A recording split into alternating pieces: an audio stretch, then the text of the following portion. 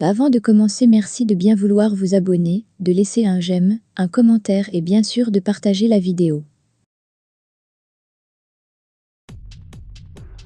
Au commissariat, le capitaine explique à Virginia comment les choses vont se passer. Il lui dit qu'elle ne doit rien dire, juste les regarder, et à la fin, elle va désigner un numéro. Elle acquiesce. L'identification commence, les différents numéros sont appelés tour à tour sur le devant, sans l'ombre d'une hésitation. Virginia reconnaît Nutria et désigne le numéro 5. Elle dit au capitaine que c'est l'un des hommes qui l'ont séquestrée. Horacio la félicite pour son courage. Mike également lui dit qu'elle a assuré. Virginia fond en larmes.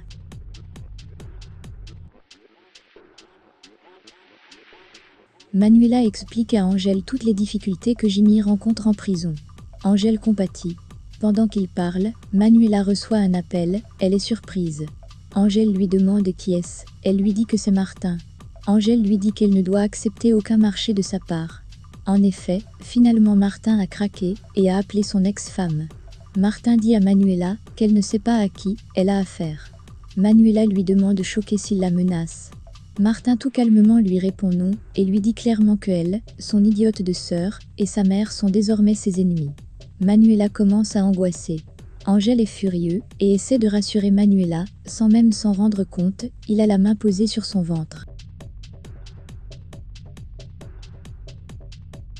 Plus tard à l'entreprise, Lorenzo annonce à Martin qu'il va devoir donner une interview pour ce soir. Martin lui rappelle qu'ils n'ont toujours pas tous les papiers et qu'ils étaient censés attendre. Lorenzo lui dit qu'il vaut mieux ne pas mettre trop de temps, il lui dit qu'il va déclarer être en train de rassembler tous les papiers nécessaires pour prouver que Global Group n'est pas une arnaque. Il lui dit que tout est en train de se mettre en place dans son bureau. Martin est ravi. Lorsqu'ils s'en vont, Maristella les regarde s'en aller, d'un air méfiant. Arrivé dans le bureau, Lorenzo présente Martin au présentateur et précise bien à celui-ci qu'il ne doit poser que les questions que la secrétaire lui a envoyées et pas d'autres.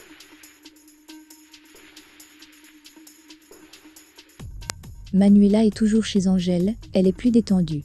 Il parle des changements que procure la grossesse et du caractère que le bébé pourrait avoir.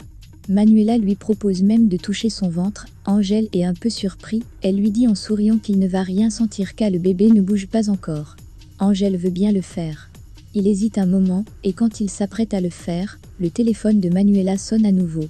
Angel pense que c'est encore Martin, mais Manuela lui dit que c'est le procureur en charge de l'affaire de Jimmy. Manuela décroche, Osvaldo lui dit qu'il l'a vu à la télévision. Il dit à Manuela qu'il ne savait pas qu'elle avait de graves problèmes avec son ex-mari. Il propose à Manuela de dîner ensemble, mais cette dernière, un peu gênée, lui rappelle qu'elle voulait que les choses restent purement professionnelles, ce qui attire l'attention de Angel. Osvaldo lui dit qu'ils doivent parler de l'affaire de Jimmy. Il lui dit qu'il y a du nouveau, et qu'il doit lui en parler, et que ce serait trop long au téléphone. Manuela accepte. Manuela dit à Angel qu'elle doit s'en aller. Angel lui demande si elle est sûre que tout va bien, et qu'elle peut conduire. Manuela lui demande de ne pas s'inquiéter et qu'elle va bien. Plus tard, Manuela est avec Osvaldo au restaurant. Il lui dit que le patron du bar a reconnu à avoir vu Jimmy plusieurs fois dans son bar parler avec Quintero. Manuela dit à Osvaldo que ces preuves sont montées de toutes pièces. Manuela demande à Osvaldo s'il ne trouve pas toutes ces coïncidences trop parfaites. Osvaldo, pas très convaincu, lui répond qu'il arrive que dans certaines enquêtes le procureur ait beaucoup de chance.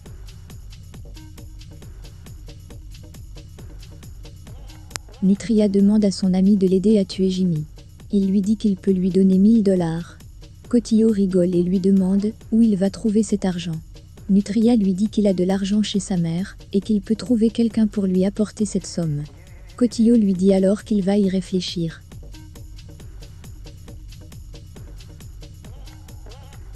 De retour chez sa mère, Horacio rassure Virginia en lui disant que maintenant qu'elle a identifié cet homme, le transfert de Jimmy va s'accélérer. Ariana remercie Horacio d'être resté avec Virginia toute la journée. Ce dernier lui dit qu'il l'a fait avec joie. Il s'embrasse et prend congé d'eux.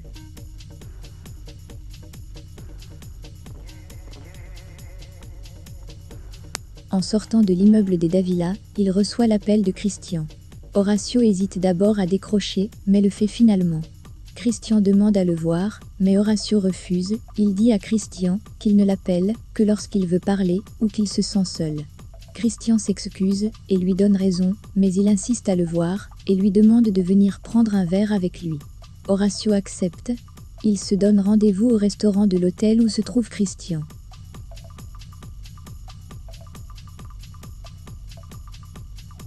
Angèle est chez Topo. Il lui raconte ce qui s'est passé lorsque Martin a appelé Manuela. Angèle est en colère, il lui dit qu'il a juste qu'une envie, c'est de tuer Martin s'il touche à Manuela et à son bébé. Topo dit à Angèle que ce serait mettre tout leur plan en danger. Angèle le sait bien, mais n'arrive plus à être patient. Il dit à son ami qu'ils doivent rapidement faire sortir Marina de cet appartement. Angèle suggère à se montrer à Caccioro. Topo lui dit que Caccioro n'est pas vraiment digne de confiance, il lui dit qu'il a le sentiment qu'il va s'enfuir avec Marina sans rien leur dire. Angèle lui dit qu'il n'a plus d'autre choix, la situation est critique. Topo lui dit alors qu'il n'y a qu'un moyen de le vérifier, c'est d'appeler Caccioro. Topo appelle donc ce dernier et lui demande de venir à son appartement.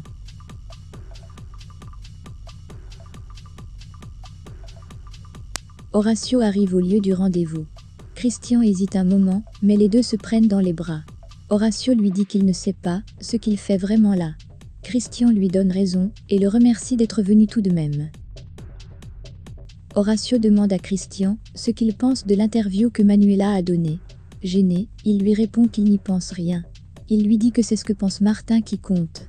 Horatio lui dit qu'il est aussi coupable que son frère vu qu'ils travaillent ensemble. Christian dit à Horatio que c'est Martin qui décide de tout, même de sa propre vie, c'est Martin qui décide. Il raconte à Horatio ce que Martin lui a demandé de faire avec Aldo Roca pour paraître dans sa presse. Horatio lui demande alors s'il l'a fait. Christian, tout gêné et confus, lui répond par la négative et lui dit qu'il n'est pas comme Martin. Il dit à Horatio qu'il l'aime.